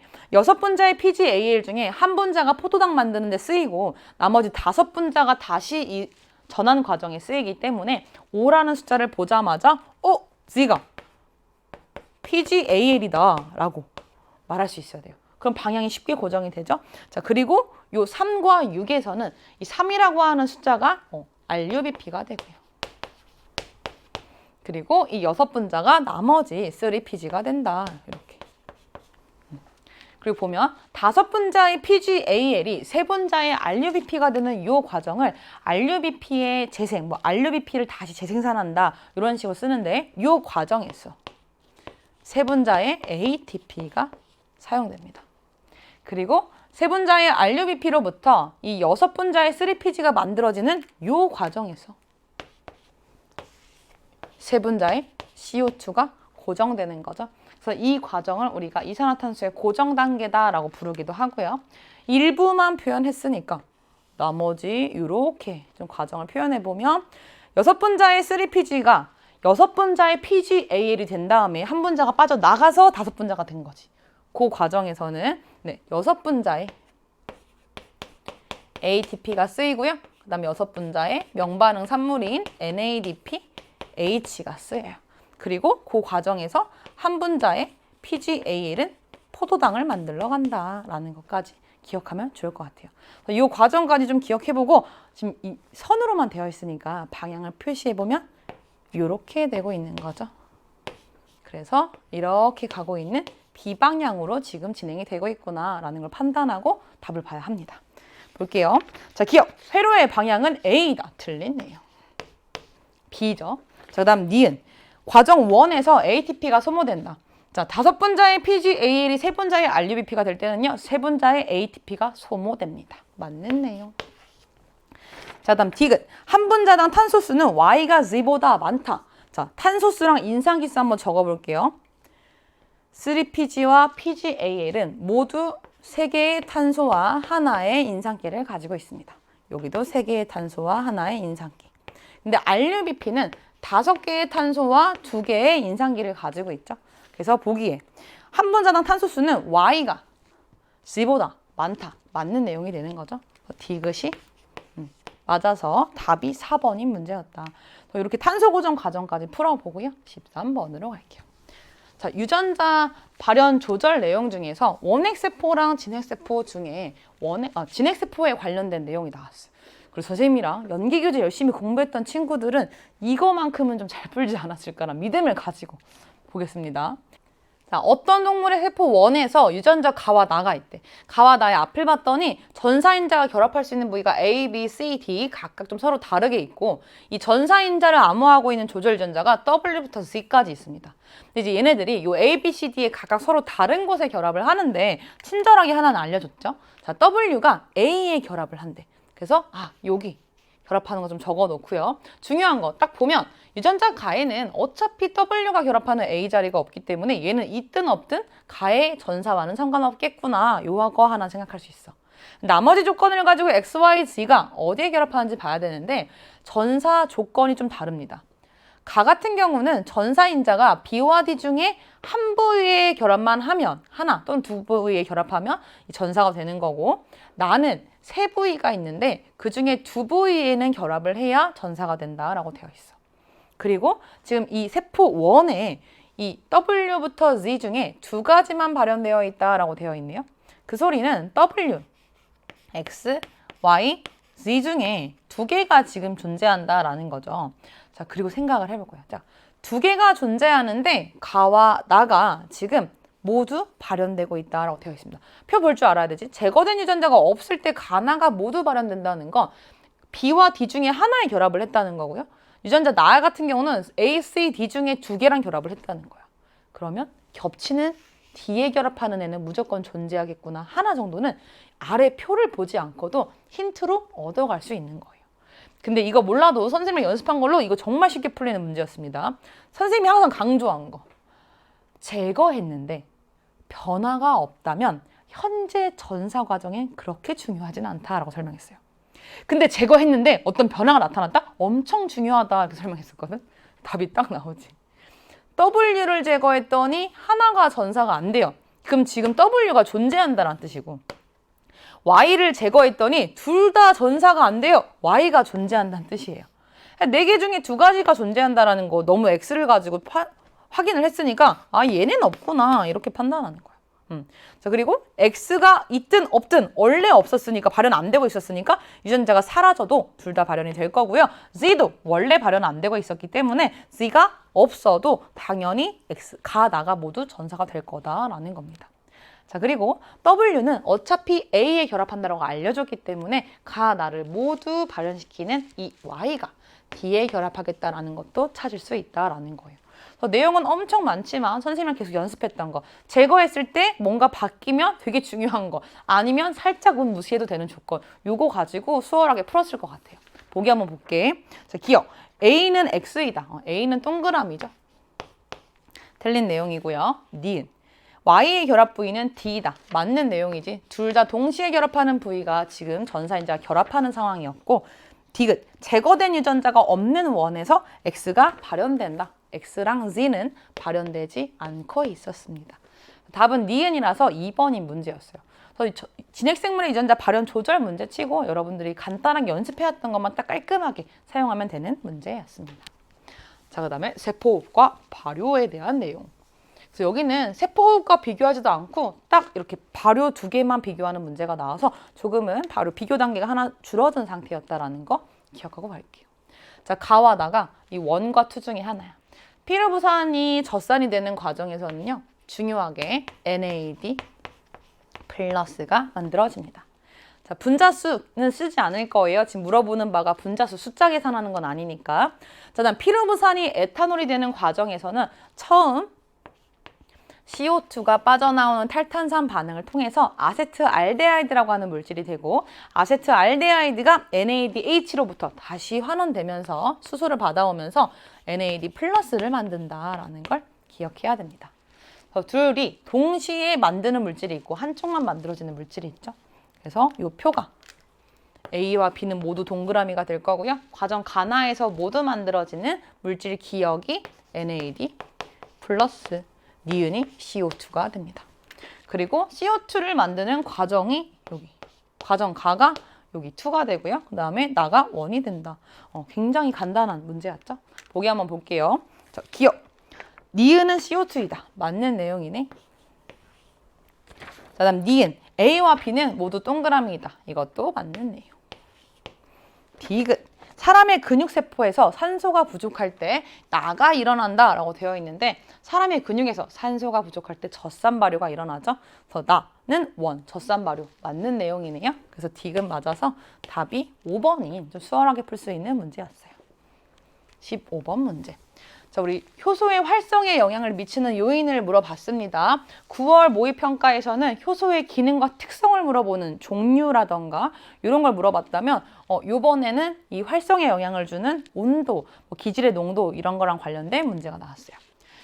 효소 X에 의한 반응 1, 2, 3가 있는데 봤더니 효소의 농도를 지금 2배로 한 것과 1이 되어 있는 상대적 값이 1인 게 있고요. 경쟁적 저해제랑 비경쟁적 저해제 중에 하나를 넣어준 상태가 있다라고 되어 있어. 자, 그리고 봤더니 우선 원, 저해제도 없고 효소의 농도가 많은 상태에서 가장 빨리 반응 속도가 큰 값을 갖는 그래프가 원이 될 겁니다. 자, 그리고 봤더니 기억이라고 하는 상태가 이렇게 기질의 농도가 높아짐에 따라서 이 원이랑 같은 최대값까지 갖는다라는 거야. 이 소리는 효소의 농도가 동일하다라는 뜻이겠죠. 이 조건 하에서는. 그래서 그리고 동일한 데다가 최대값이 결국은 저해제가 없는 조건과 동일해지기 때문에 넣어준 저해제의 종류가 경쟁적 저해제구나. 만약에 비경쟁적 저해제라면 아래쪽에 있어야겠죠. 이렇게 내려가 있어야 되는데 최대값이 닿았다? 경쟁적 저해제이다 라는 거 기억해야 되고요. 그래서 여기가 2, 나머지 3가 니은이 된다. 이렇게 비교해 볼 수 있죠. 간단하게 찾고 보기 보면 기억. 기억은 2의 결과이다. 기억은 2의 결과이다. 맞는 내용이고. 니은. A는 X의 활성 부위에 결합한다. A는 경쟁적 저해제지. 말 그대로 기질과 경쟁하면서 활성 부위에 결합하기 때문에 맞는 내용입니다. 자, 다음 디귿.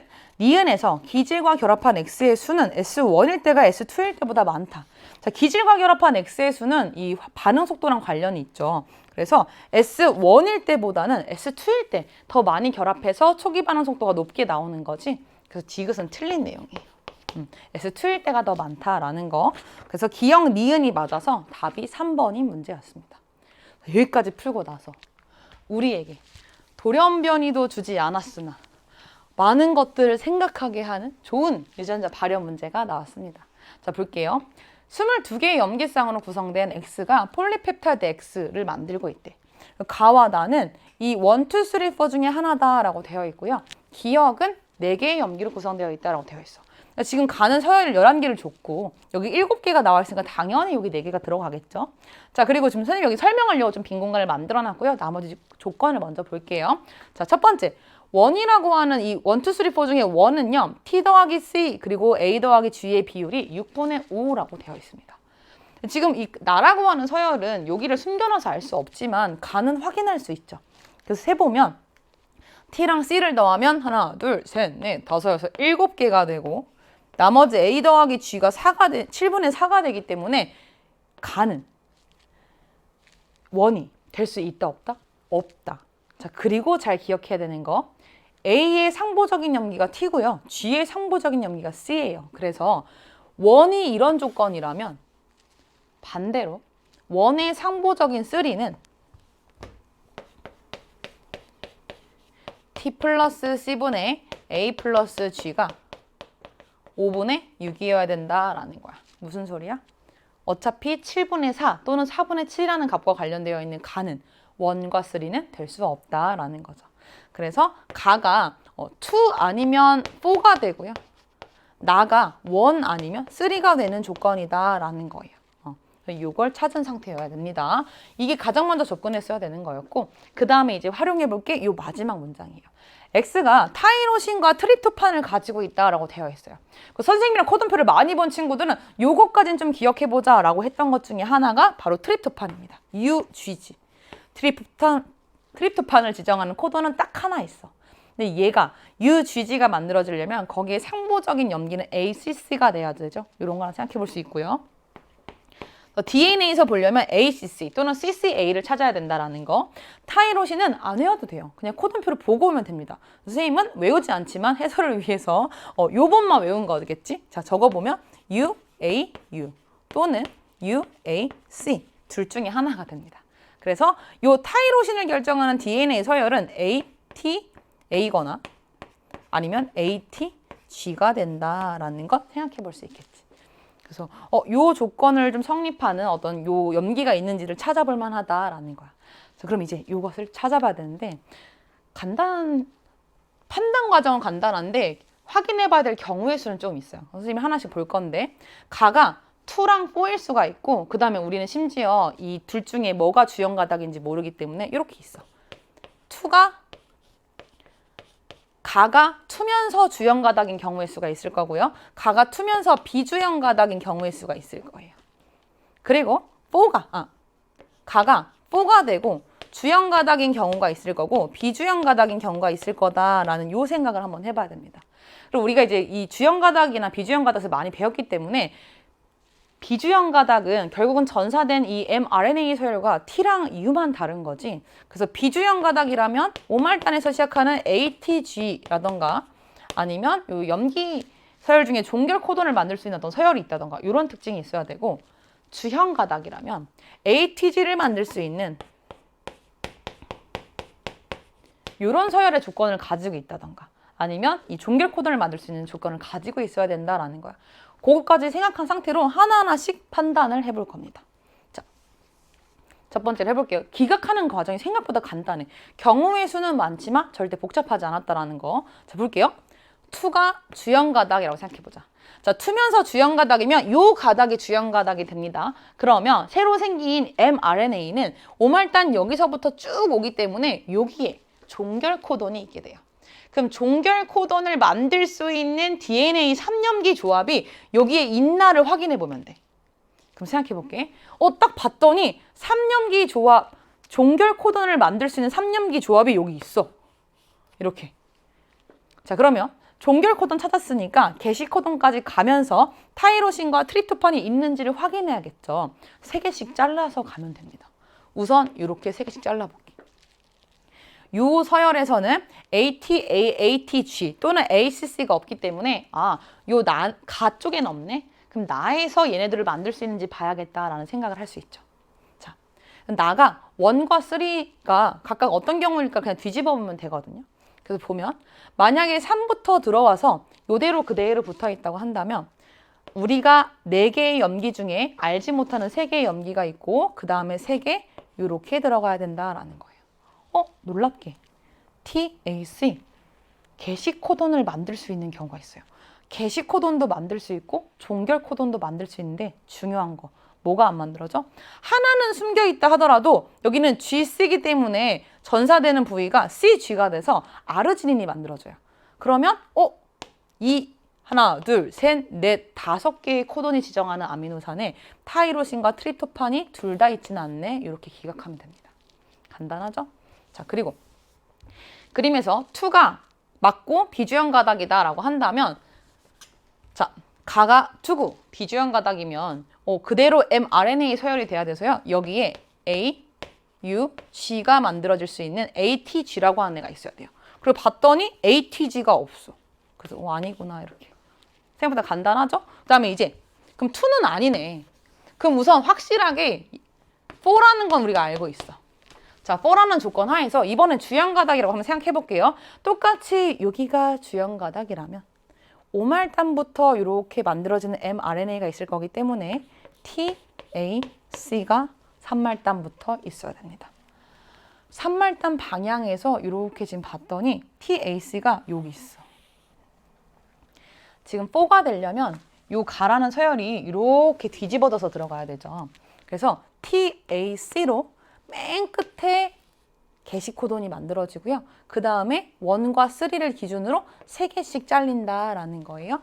자, 그러면 여기서 이렇게 3개씩 잘리면 여기에 종결 코돈이 만들어지지가 않아요. 그리고 반대로 여기서 이렇게 3개씩 잘려도 종결 코돈이 만들어지지 않습니다. 그 소리는 4가 주형 가닥일 때 가라고 하는 곳에 게시 코돈을 만들 수 있는 3염기 조합은 있지만 나 또는 나의 상보적인 가닥에 종결 코돈을 만들 수는 없구나. 조건에 부합하지 않는구나. 이렇게 찾는 거예요. 자, 그래서 많은 걸 찾았습니다. 가는 결국 4고 얘가 비주형 가닥이라는 건 얘가 주형 가닥이 된다라는 생각을 해야 돼요.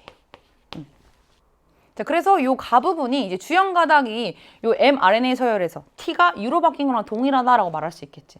그래서 뒤집어서 그냥 적어보면 C, A, U, 그 다음에 U, A, C, U, G, A, C, U가 됩니다.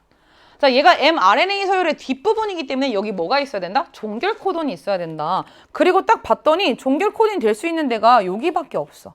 그럼 여기서부터 3개씩 끊어야겠구나라는 거 생각할 수 있겠죠? 그래서 3개씩 끊어보면 요렇게 끊어집니다. 자, 그러면 우리가 이때부터는 코돈표를 봐야겠지. mRNA 서열을 찾았으니까 자, UAC가 결정하는 건 타이로신이 돼요. 찾아놨던 거. 우선 타이로신 찾았네. 자, 그 다음에 CAU 찾으면 히스티딘이 됩니다. 자, 그러면 요 앞에 있는 가닥에서 우선 최소한 메사이오닌과 트립토판을 가지고 있는 서열이 만들어져야 되겠구나라는 거 알 수 있고 여기에 나 또는 나의 상보적인 가닥에는 이 게시 코돈이 있어야 되는구나라는 걸 확인할 수 있겠죠? 그리고 나서 이렇게 보면 자, 만약에 얘가 그대로 요 비주형 가닥이 된다면 여기에 ATG라고 하는 서열이 있어야 돼. 근데 요 5말단부터 이 앞에서부터 요 11개의 가닥에서 가에서 모든 가닥이 끝났기 때문에 ATG가 이렇게 존재하려면 숨겨진 곳에 3개씩 끊어져야 돼요. 근데 그럼 ATG가 될 수가 없죠. 그래서 나가 그대로 비주형 가닥인 경우에는 요 게시 코돈을 만들 수 없기 때문에 얘는 비주형 가닥이 아니고 원에 해당하는 주형 가닥이 되겠구나라는 생각을 할 수 있고요. 그대로 3말단부터 이렇게 들어가서 이렇게 3개를 자르고 3개를 잘라서 이렇게 TAC의 상보적인 이 가닥으로 시작하겠구나라고 생각할 수 있습니다. 서열을 mRNA 서열을 적어보면 TAC의 상보적인 우리에게 필요한 게시 코돈 AUG가 만들어지고요. 그 다음에 GC 알 수 없지만 무언가 그래서 CG 무언가 이렇게. 자, CG 무언가는 뭘 만든다? 아르지닌을 만든다. 여기다가 아미노산을 다 적어보면 메사이오닌, 아르지닌. 그럼 요 사이에 딱 들어가는 게 뭐여야 돼? 우리가 아직 찾지 않은 트립토판이어야 된다라는 거죠. 그래서 여기다가 들어갈 애가 바로 UGG구나 이렇게 생각해 볼 수 있고 그럼 상보적인 얘가 A, C, C여야 된다라는 걸 찾는 거죠. 그럼 요 하나는 무엇이 된다? 여기서 나가 원이라고 찾았기 때문에 나에서는 T 플러스 C분의 A 플러스 G가 6분의 5라는 걸 다시 가는 거야. 그래서 전체에 지금 A랑 G를 더해보면 하나, 둘, 셋, 넷 4개가 있으니까 여기에 들어갈 게 A 또는 G겠구나 라고 생각할 수 있고요. T랑 C는 하나, 둘, 셋, 넷, 다섯, 6개니까 나머지 부분에 들어갈 것까지 찾는 겁니다. 자, 이 상태까지 찾고 한번 보기 볼게요. 기억, 가는 2이다. 자, 우리 찾아놓은 거죠? 가는 뭐다? 4다. 그리고 요 4가 해당하는 가닥은 비주형 가닥이다라는 것까지 찾아놨지? 저 가는 2이다. 틀린 내용이고요. 자, 우리 니은 보면 우리 요 기억에는 퓨린 계열 염기가 2개가 있다라고 되어 있는데 여기에 무언가가 들어갈진 몰라도 A 또는 G가 들어가기 때문에 퓨린 계열 염기가 2개, 피리미딘 계열 염기가 2개라는 거 알고 있습니다. 그래서 니은 맞는 내용이구나 이렇게 판단할 수 있고요. 디귿 X에는 알라닌이 있다. 자, 지금 순서가 메사이오닌, 아르지닌, 트립토판 그리고 히스티딘, 타이로신이라고 하는 5개의 아미노산으로 이루어져 있기 때문에 알라닌은 없다라는 걸 기억해야 돼요. 그래서 디귿 틀려서 요 답의 문제가 2번인 문제였어요. 자, 알라닌이라고 맞다고 답한 친구들도 꽤 있을 것 같은데 그건 요 나가 이 GC로 시작하는 코돈을 찾은 경우지. 그러니까 상보적인 CG, 아르지닌의 코돈을 찾았어야 되는데 3염기 조합을 그대로 코돈으로 읽었을 때 아마 요 디귿을 답이라고 하지 않았을까 싶습니다. 가장 이 숨은 문제 중에서는 복잡도가 좀 있긴 했지만 그래도 각각을 기각할 수 있는 경우의 수가 명확했다라는 거 기억하고요. 네, 넘어갈게요. 자, 17번 문제. 유전자풀의 변화 요인 문제가 나왔어요. 덕목표가 자연선택 창시자 효과가 있습니다. 자, 기억과 디귿은 각각 유전적 부동의 한 현상이다. 병목 효과와 창시자 효과가 대표적인 유전적 부동의 현상이죠. 그래서 나머지 자연 선택이 니은이 되겠다라고 알 수 있고요. 기역은 원래 집단에서 적은 수의 개체가 다른 지역으로 이주해서 새로운 집단을 형성할 때 나타난다라고 합니다. 이름에 적혀 있지. 창시자 효과. 병목 효과는 다른 곳으로 가는 게 아니고 원래 살고 있던 곳에서 갑작스러운 자연재해 등에 의해서 예상하지 못했던 방향으로 유전자 풀이 변할 때 개체수가 확 줄어들 때를 의미하는 거예요. 그래서 새로운 집단을 다른 곳에서 형성했다라는 건 창시자 효과다. 구분해야 되고, 자, 다윈은 니은에 의한 진화의 원리를 설명하였다. 자연 선택 맞죠? 그 나머지 디귿이 병목 효과겠다. 우리 유전자 풀의 변화 요인도 네 가지를 잘 비교하고 있으면 명확히 풀 수 있는 문제이기 때문에 보기 한번 볼게요.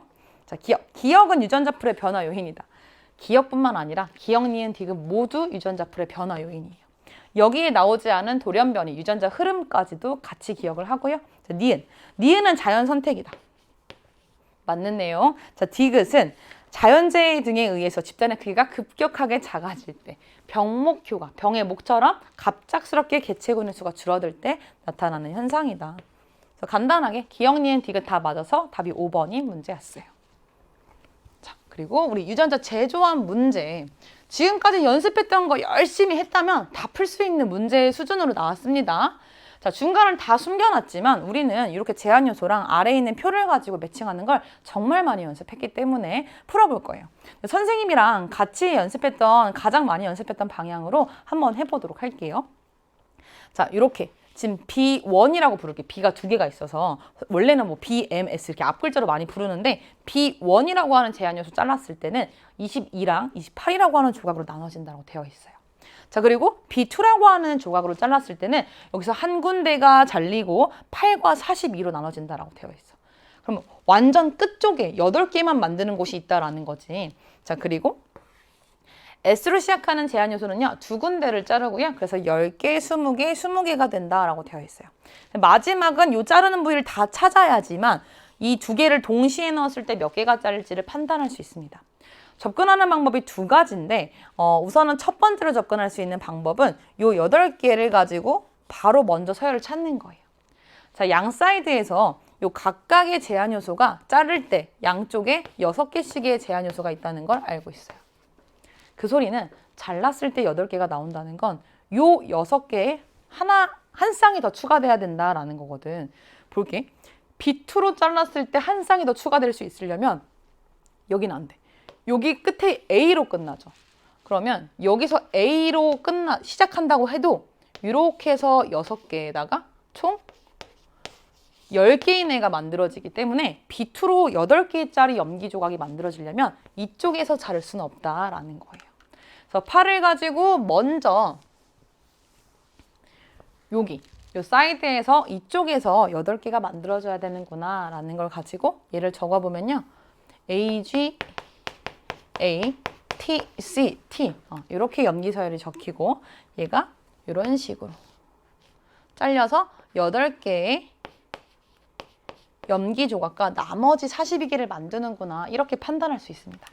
자, 그리고 이제 하나씩 가는 건데 선생님이랑 많이 연습했던 거. 우리 이거 10개로 자를 수 있다 없다? 없다. 왜? 벌써 8개로 자르려면 이제 B2 옆에 있는 절단 부위를 찾을 때 최소한 6개 이상의 어떤 염기의 차이가 나야 된다라는 거죠. 근데 잘랐는데 10개의 염기가 있다는 건 2개밖에 차이가 안 나기 때문에 얘는 안 되겠구나, 다른 부분이겠구나 라고 하면서 하나씩 찾아가 볼 수 있습니다. 이게 또 접근할 수 있는 첫 번째 방법이고 선생님이랑 많이 했던 방법으로 이제 자세하게 설명을 하려고 하는데 여기를 보기 전에 이 숫자의 조합만 가지고 지금부터 한번 찾아볼 거예요. 잠깐 찾았던 걸 지어보고 이렇게 접근한 친구들이 있는가? 방금 설명한 방법으로 많이 풀었을 것 같아서 또 수능 준비 앞두고 또 새롭게 좀 빨리 접근할 수 있는 방법이 뭐가 있을까 설명해 주는 게 해설에서는 필요할 것 같아서 해볼게요. 자, 우선 여기 S로 자를 수 있는 부위가 2개입니다. 그래서 조각의 순서가 이렇게 되거나 아니면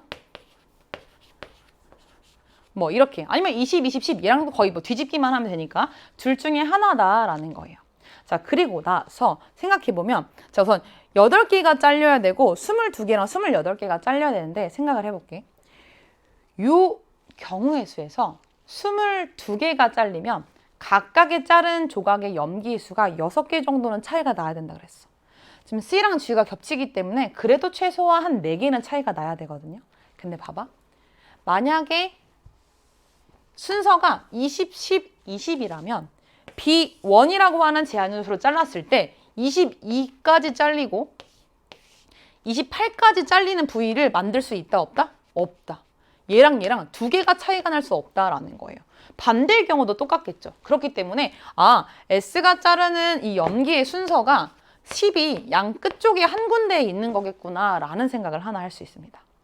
자, 그리고 요 조건하에서 요 22를 찾으려면 여기서 22가 될 수 있다 없다? 없다. 그래서 B2는 이쪽 방향에서 22번째를 자르고 나머지 부분이 이렇게 28이라고 하는 조각으로 만들어지겠구나 라는 생각을 할 수 있겠죠. 그래서 이렇게. 자, 그럼 간단해. 그럼 나머지 뭐야? 8이잖아. 이쪽에서 8 자를 수 있다 없다? 10과 8은 2개밖에 차이가 안 나죠? 자를 수 없고요. 그럼 여기서 8을 잘라내야 된다라는 거예요. 그래서 벌써 절단 부위의 순서가 정해졌어요. S로 자르고요. 그 다음 B1으로 잘리고요. 다시 S로 잘리고요. 그 다음 그 끝쪽에 있는 에서 B2로 잘리는 순서가 된다라는 걸 찾는 겁니다.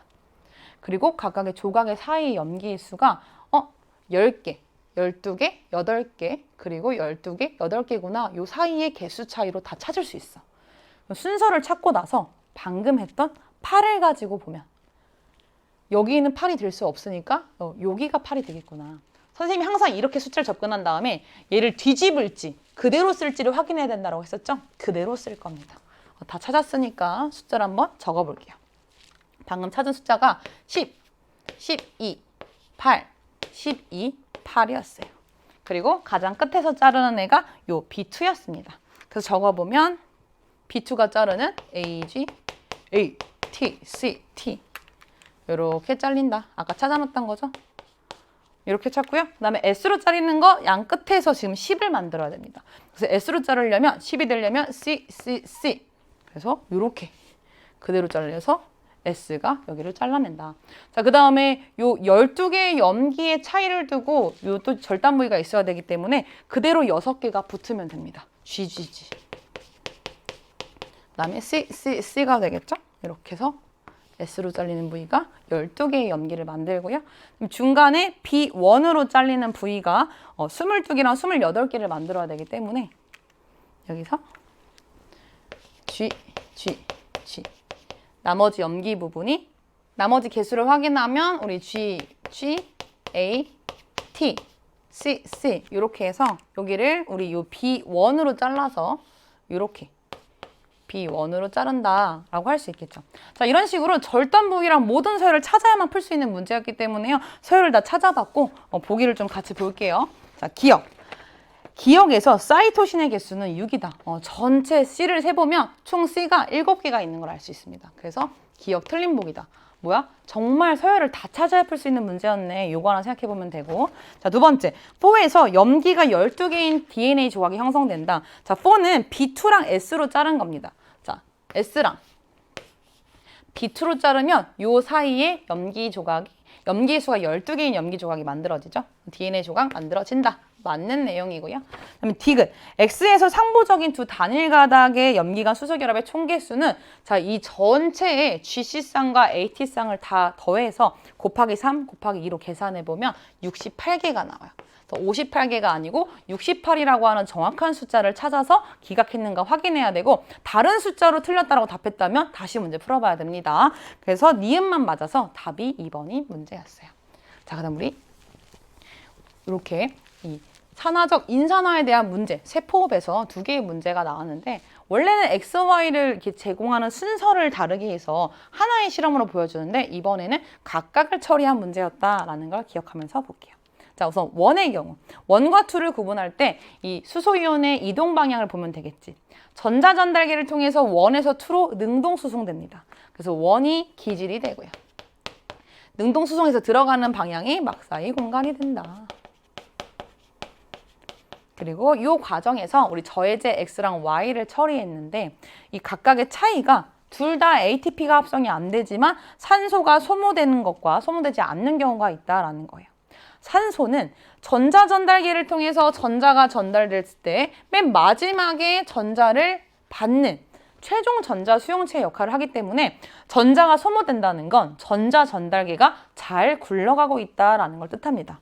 그리고 딱 읽어봤더니 전자 전달기에서 전자의 흐름을 차단하는 물질이 있대. 전자 전달기가 차단이 되면 산소는 소모될 수 없죠. 그래서 이것만 가지고 간단하게 요게 X고 수소이온을 새어나가게 하는 물질이 Y가 되겠구나라고. 산소의 소모와 전자 흐름의 차단 여부를 가지고 매칭하면 간단하게 확인할 수 있어요. 요거까지만 찾으면 문제 풀 수 있는 문제였어요. 보면 기억. 원은 미토콘드리아 기질이다. 맞는 내용이죠? 맞는 내용. 니은. 2의 pH는 X를 처리하기 전이 처리한 후보다 높다. 자, 2의 pH는 X를 처리하기 전은 계속해서 전자가 전달되고 있기 때문에 2의 pH가 낮은 상태입니다. 근데 이 X라고 하는 물질을 처리하게 되면 능동수송이 잘 일어나지 않기 때문에 수소이온이 들어가지 않고요. pH가 점점 커지게 돼요. 그래서 X를 처리하기 전이 처리한 후보다 높은 게 아니고 낮은 상태다라는 거. 니은 틀린 보기다. 자, 그다음 디귿. Y는 전자 전달기의 흐름을 차단하는 물질이 아니고 수소이온을 새어나가게 하는 물질이죠. 그래서 기억만 맞아서 답이 1번이 문제였습니다. 자, 우리 마지막 20번 문제. 자, 하디바인베르크 평형 유지하는 문제인데 요거 우리 간단하게 둘 다 만족하는 집단으로 나왔기 때문에요. 수월하게 풀었을 것 같아요. 자, 유지하는 형질이 가가 상염색체에 있고 우열을 우리가 판단해야 됩니다.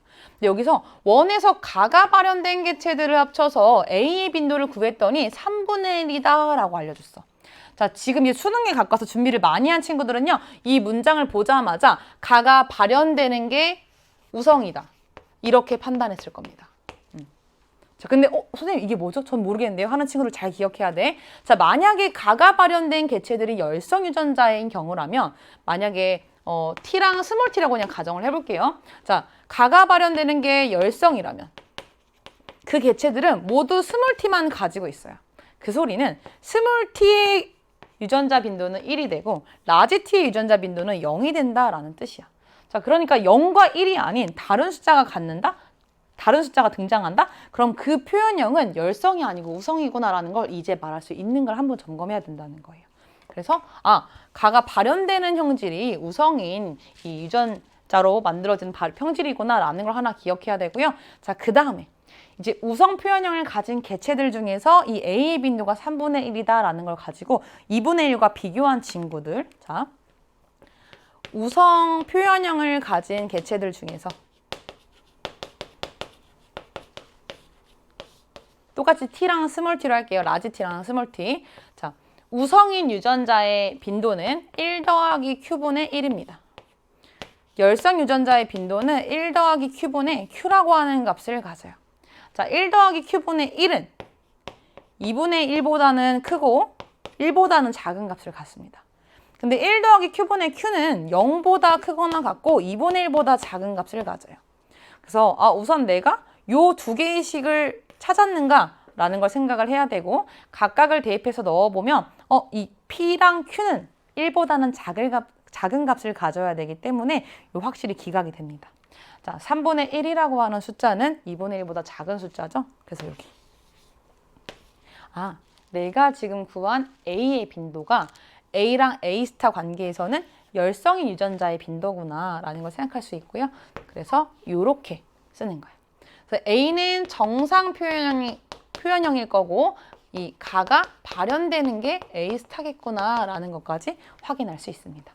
자, 그리고 나서 A의 빈도 3분의 1을 방금 한 것처럼 1 더하기 Q분의 Q라고 하는 값에 넣어보면 Q가 2분의 1이라고 하는 숫자가 나옵니다. 그래서 자, A 스타가 A에 비해서 우성이고요. 그리고 원이라고 하는 집단에서 이 유전자의 빈도가 Q가 2분의 1이 나오니까 당연히 A 스타의 빈도도 2분의 1이 나오겠다라는 걸 좀 확인할 수 있고, 자, 그다음에 우리 유전자형으로 좀 접근을 해보면 A 스타, A 스타, 그리고 A 스타와 A, 그냥 A와 A 라고 하는 유전자형이 3개가 있고 집단이 2개가 있기 때문에 1과 2 이렇게 쓸 수 있는데 얘는 지금 2분의 1, 2분의 1이기 때문에 1대 1의 비율을 가지고 있죠. 그래서 유전자형에 대한 정수비로 적어보면 4분의 1, 4분의 2, 4분의 1이라고 하는 분수가 나와서 정수로 바꾸면 1대 2대 1이 나옵니다. 자, 그래서 나머지 이제 힌트만 쓰면 문제 다 끝나는데 원에서 유전자형이 A 스타인 개체수 분의 2에서 가가 발현된 개체수가 16이다 라고 되어 있어. 지금 원에서 A 스타인 개체가 2거든. 9랑 2랑 같은 값을 가지려면 곱해야겠죠. 그래서 얘는 18분의 32라고 하는 숫자로 바꾸고요. 얘를 9와 18과 9 이렇게 숫자를 한번 바꿔볼게요. 그리고 2에서는 가가 발현된 개체수가 32다 라고 되어 있으니까 여기 전체를 더해서 32가 되고요. 1과 2의 전체 개체수가 동일하다라고 했으니까 더해서 36. 그러면 여기가 4가 된다라는 거야. 왜? 얘도 더해서 36이 나와야 되거든. 자, 근데 다 구했네. 2라고 하는 집단에서 열성 표현형을 가지고 있는 AA가 36마리 중에 4마리래요. 그럼 36분의 4니까 9분의 1이 나오죠. 자, 9분의 1이 Q의 제곱입니다. Q'의 제곱이다라고 했을 때 2는 3분의 1이 이 Q'의 값이겠구나 라는 거. 그래서 나머지가 더해서 1이 나와야 되니까 3분의 2가 되겠구나 라는 걸 확인할 수 있고요. 그럼 2대 1이라고 하는 비율을 가지고 있으니까 4대 1이라고 하는 비율을 가져서 여기가 16과 16으로 정수비로 표현하면 이런 식으로 또 표현할 수 있겠구나라는 걸 확인하면 돼요. 자, 보기 한번 확인해 볼게요. 자, 기억. 유전자형이 A 스타인 개체에서는 가가 발현된다. 네, 가가 발현되는 게 우상이기 때문에 서로 다른 유전자를 서로 가졌을 때 가가 발현됩니다. 맞는 내용이고. 니은. 원에서 A의 빈도는 2분의 1이다. 맞는 내용이죠. 니은 맞고. 딕은 2에서 이미의 암컷과 이미의 수컷이 교배해서 자손을 낳을 때 자손에게서 가가 발현될 확률은 이미의 암컷과 이미의 수컷이라고 했기 때문에 전체에서 가가 발현된 개체의 비율가 동일하다라는 거예요. 2에서는 전체 36마리일 때 가가 발현되는 개체가 32마리입니다. 얼마예요? 9분의 8이죠. 그래서 9분의 8이다? 맞는 내용이다. 이렇게 해서 디귿을 확인할 수 있고 다른 방법으로는 자손이 만들어질 확률, 열성 표현형을 가질 확률이 3분의 1 곱하기 3분의 1이라서 9분의 1이니까 1에서 그 값을 빼서 다시 9분의 8을 찾아도 맞는 답이 됩니다. 그래서 기억, 니은, 디귿이 답이어서 5번이 답인 문제였어요. 자, 시열 학력평가 여러분들 열심히 준비했다면 좀 원점수 자체가 좀 높아지는 시험이지 않았을까 싶습니다. 그래도 내가 자신 있게 푼 문제더라도 조금 더 빠르게 좀 더 정확히 접근하는 방법이 무엇이 있었는지 해설 들었던 내용들을 잘 점검해보고 진짜 수능에서 멋진 점수 받도록 할게요. 자, 수능까지 화이팅! 다음 강의에서 만나. 안녕!